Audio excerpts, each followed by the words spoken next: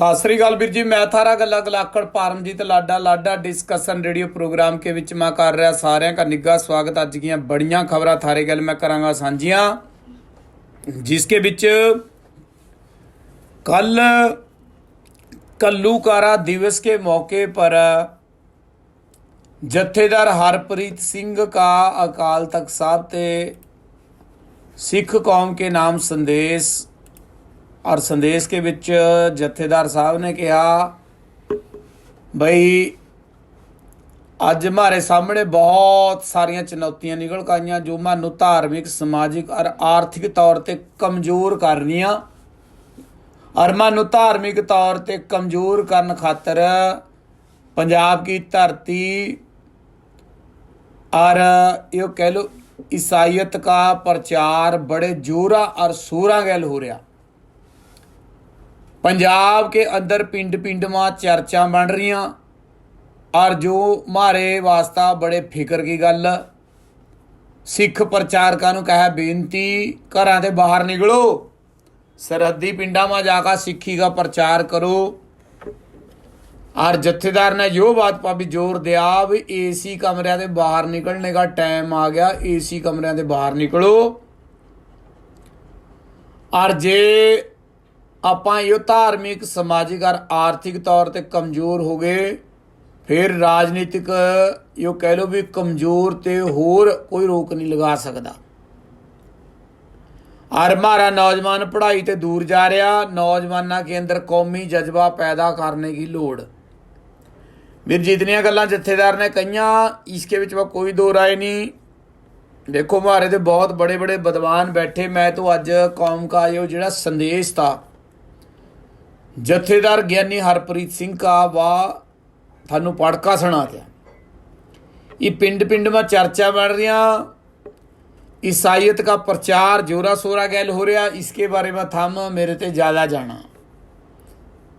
और इस चीज़ की एक टेंशन जिहड़ी यो कह लो वीर जत्थेदार के अज इस बयान के विच देखने को मिली। देखो इसके ऊपर इवा मारे जिहड़े जत्थेदार एसी कमरे में बैठे जत्थेदारियां लेकर भी बाहर लोगों को जाकर जागरूक करेंगे या नहीं करेंगे। और कल मोहाली के होमलैंड के विच पुलिस की छापेमारी हुई, 5 सक्की बंदे चाका पुलिस वाले ले गए। पंजाबी गायकों का पुराना ठिकाना, मशहूर ठिकाना होमलैंड। देखो मैं क्लियर कर दिया भी ये ऑन एयर प्रोग्राम पे ऊपर किसी फर्म का नाम लेना वैसे अपन लेंदे नहीं, पर अब क्या करें, उस जगह का नाम होमलैंड फिर बोलना पवेगा।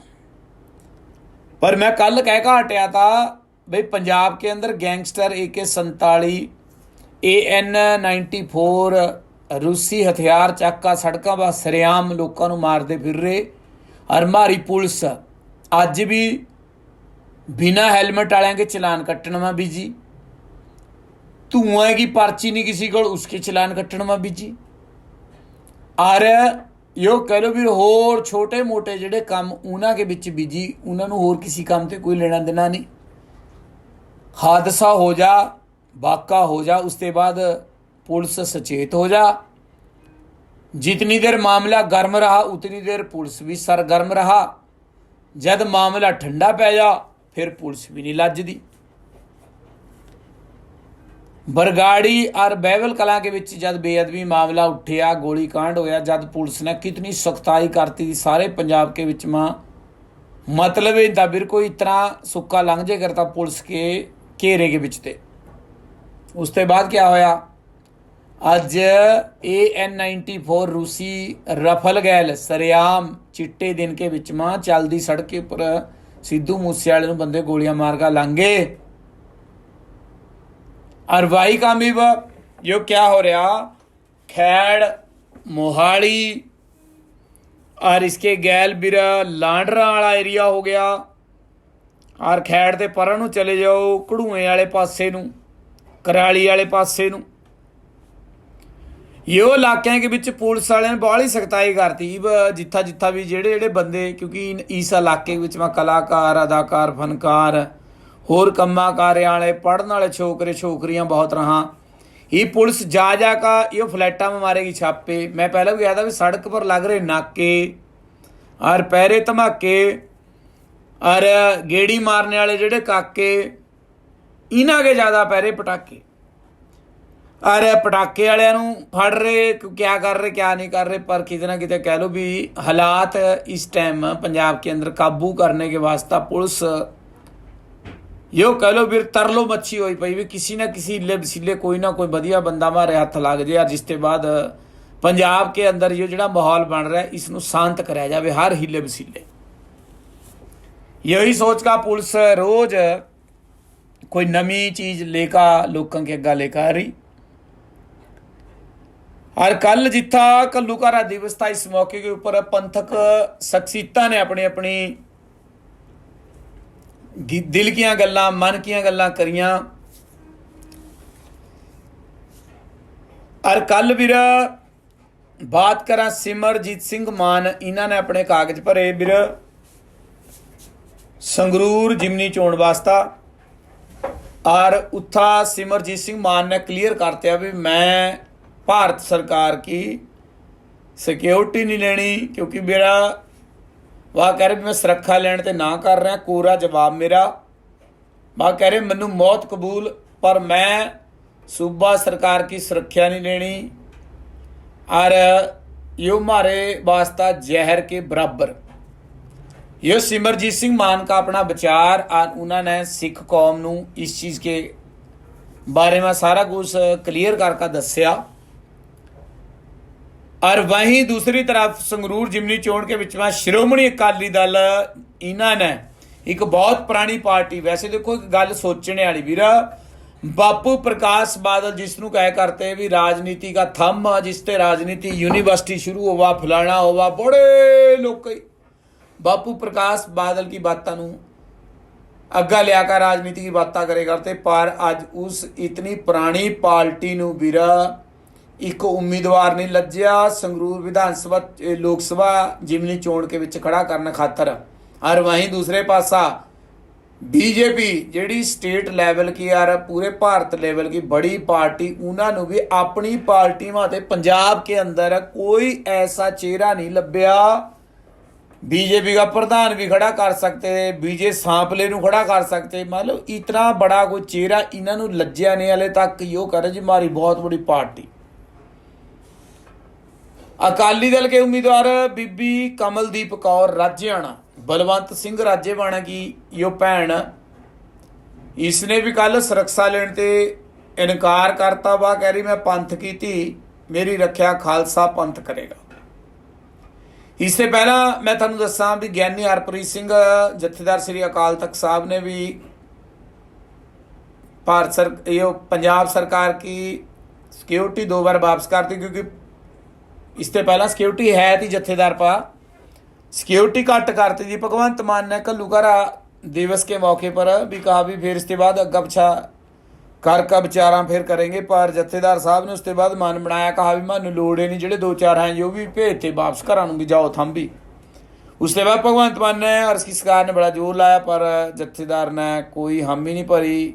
इसके बाद सेंटर के विच में जिथा फिर बीजेपी के विच सिखां नूं यो कह लो फेस कर रहा बंदा वाह मनजिंदर सिरसे का बयान बदल सुनिया था जत्थेदार अकाल तख्त साहब नूं भारत सरकार जेड सिक्योरिटी दे रही और जत्थेदार हरप्रीत सिंह ने वाह सिक्योरिटी लेने ते ना करती थी।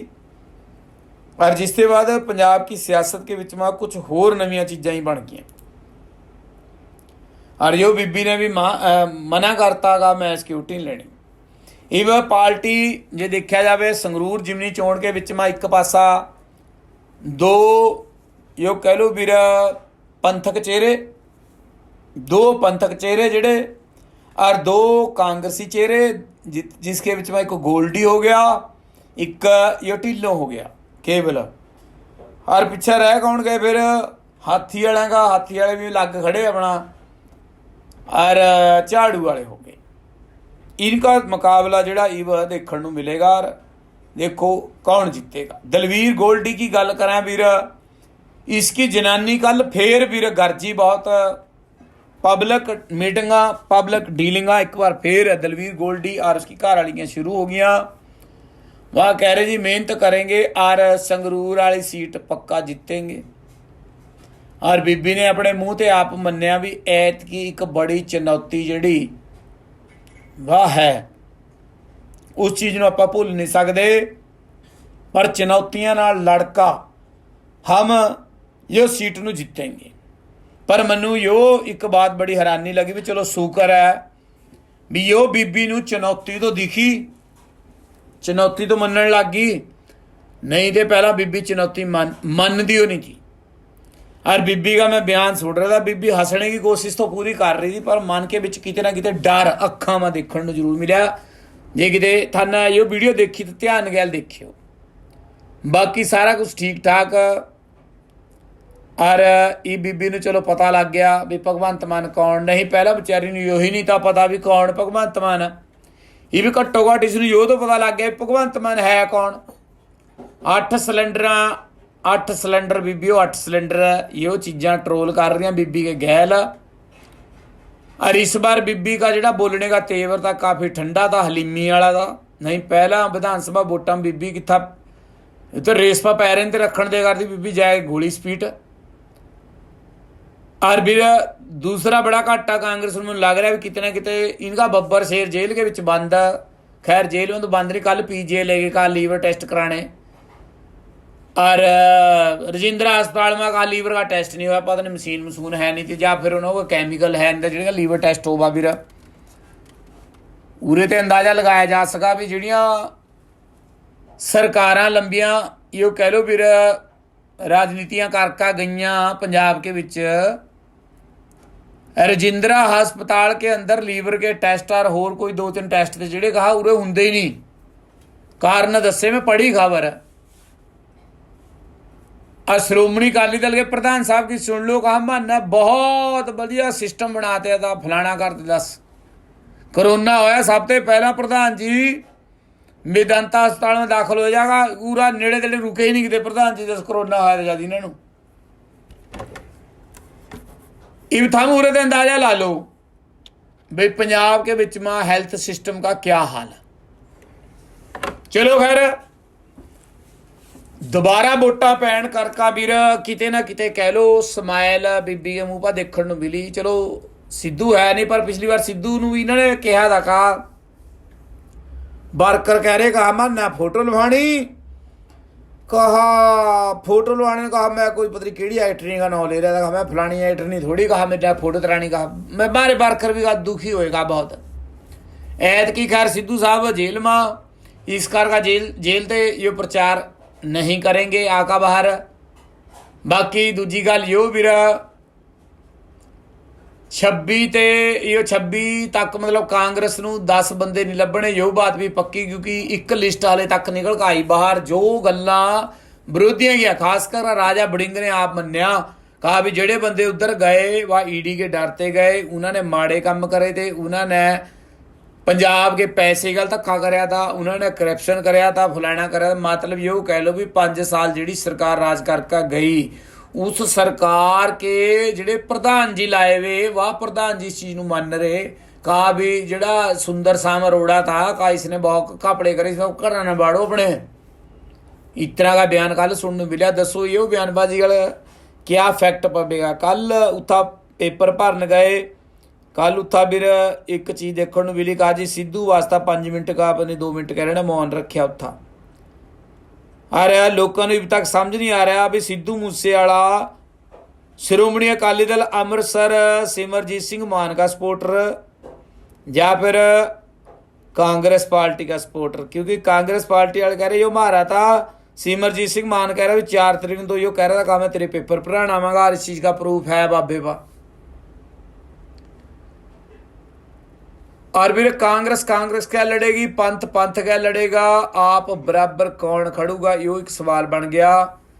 बाकी रब का लख लख शुक्र है भी इन्होंने नंगे पैरी तुरने का मन नहीं ऐतकी बनाया, क्योंकि ऐतकी फिर गर्मी 45 डिग्री टेम्परेचर, सड़क तापरी भी अंडा गेर दो 12 बजे बाद सड़क के ऊपर 15 मिनट बाद आमलेट बन जाएगा अंडे का, इतनी गर्मी पै रही भी। पर हैरानी की बात ये हुई, कल राजे वड़िंग का मैं बयान सुनिया, कहा भी पुराने दिग्गज चले गए, नव्या ਨੂੰ मौका मिलेगा, भी जे पुराने लंघ गए नव्या ਨੂੰ मौका मिलेगा। पेपर तो थम कल भर का है, जे कांग्रेस वाले सियाने होंदे गोल्डी की जगह किसी नवे बंदे ਨੂੰ खड़ा कर देंदे। इस चीज में लाला जी बहुत दिमागी बंदे निकले। लाला जी ने भी ऐतकी यही स्कीम खेली, विधान इथा लोक सभा उथा क्या नो यो जेडे 5 बंदे भेजे किथा दिल्ली विधान सभा ना विधान सभा भेजे किथा भेजे यार, मैं तो दिमाग गर्मी बहुत पैरी तो उथा भेजे भी इन्होंने पार्लीमेंट में। और यो 5 बंदे का हो गया विरोध। उसके बाद इन्होंने फटाफट सींचे बाल और एक बंदा हो टकाया, बड़ा टकाया जी यो करे, माड़े लोग लोट करे। क्योंकि उसके बाद ई भी इन्होंने क्या कराया, ग्राउंड लैवल का बंदा फाड़ लिया, जोड़ा यो उत्थे वाला सरपंच गरमेल गरमेल नूं लाया मूरा। इब लोगों के मन में एक बार फिर वह चीज़ जागी भी आम आदमी पार्टी वाले पुराने बंदे ने छड्ड कर नवे बंदे मौका दे रहे। पर ये ऐतकी कांग्रेस पार्टी वाले भी बंदे रह भी किहड़े गए वीर, दलवीर गोल्डी घर वाली आप मन रही का बड़े जिग्गे चो सब चले गए, रह कौन गया पिछा। जे थम एक बंदा यो कोई नवा फड़ का खड़ा कर देंगे वीर, होना क्या यो तो थम भी जाना चंगी तरह। चलो खैर। और उधर पंजाब के विच में बसा के विच जनानियों का मुफ्त सफ़र कितना किते रोडवेज के मुलाजमा वास्ता गले की हड्डी साबित हो रहा। रोडवेज के मुलाजिम रोज गहार ला रहे सरकार पा भी। सरकार जिहड़ा जनानियों का फ्री बस कराया इसनूं माफ यो कराया, जिहड़ा इसनूं चालू करे, यो कराया जिहड़ा फ्री वाला यो बंद करना चाहिए। रोडवेज घाटे में जा रही, मुलाजमान नूं तनख्वाह नहीं मिल रही, गड्डियों में डीजल नहीं पै रहा। पर इन्होंने अपनी सियासत की रोटियां सेकण वास्ता रोडवेज और सरकारी महकमे नूं दाव पा लाया वा भी रोडवेज के चाहे टायर बिक जाए चाहे कुछ हो जाए, पर महाना जनानी नूं फ्री सफर कराना दा कराना। यो काम इव इस वक्त यो बनया वा। और उधर पंजाब में अंग्रेजी दारू बीयर इब कह रहे जी सस्ती मिलेगी, तस्करी बंद होने गया, सरकार नूं का 40 करोड़ रुपए का वाधा होगा, आमदन बढ़ेगी सरकार की। 7 नूं कैबिनेट मीटिंग में एक्साइज पॉलिसी में मोहर लगी। जे यो एक्साइज पॉलिसी में मोहर लग गई तो पंजाब के अंदर दारू सस्ती हो जाएगी, पीने वाले जेडे बंदे इन्हां वास्ता मौज हो जाएगी, मौज मेला लगेगा इनका पूरा। क्योंकि वीर फिर इन्हां नूं तस्करी करने की लोड़ नहीं, हरियाणे से दारू लेने की लोड़ नहीं पैनी, चंडीगढ़ से दारू लेने की लोड़ नहीं पैनी, राजस्थान से दारू लेने की लोड़ नहीं पैनी। क्योंकि बार्डर एरिया होने घर का आले दाले के जोड़े लोग यो दारू आले दाले से फाड़ लिया। हरियाणे में भी सस्ती, चंडीगढ़ में भी सस्ती, या तो फिर चंडीगढ़ वालों भी सस्ती करनी पवेगी होर, जे होर सस्ती हुई फिर तस्करी फिर चल पेगी।